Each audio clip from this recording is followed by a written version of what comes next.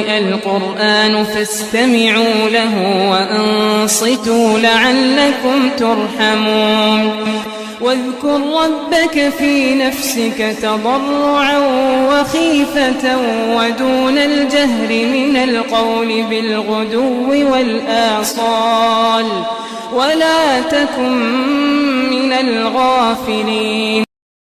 آیت الکرسی جس کے بیش بہا فضائل اور فوائد بیان کیے گئے ہیں اس کو پیش کیا جاتا ہے۔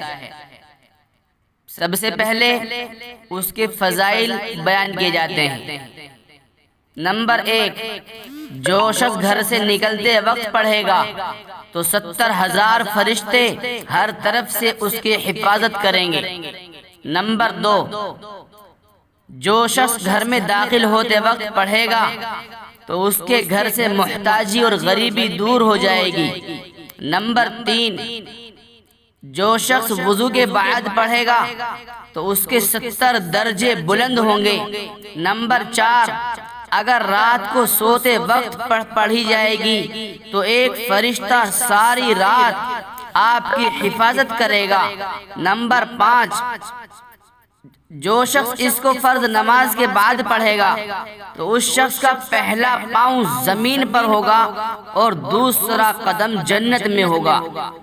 اس لیے آیت الکرسی خود بھی یاد کریں اور اپنے دوست و احباب کو بھی اس کی ترغیب دیں، اپنے بچوں کو بھی یاد کرائیں۔ آیت الکرسی پیش کی جاتی ہے۔ اللہ لا الہ الا هو الحی القیوم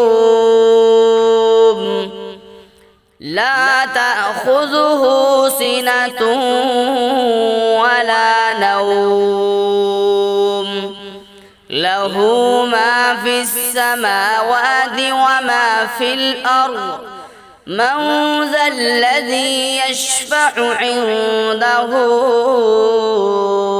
إلا بإذنه يعلم ما بين أيديهم وما خلفهم ولا يحيطون بشيء من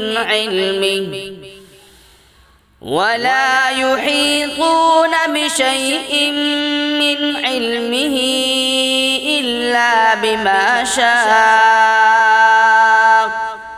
وسع كرسيه السماوات والأرض ولا يؤوده حفظهما وهو العلي العظيم۔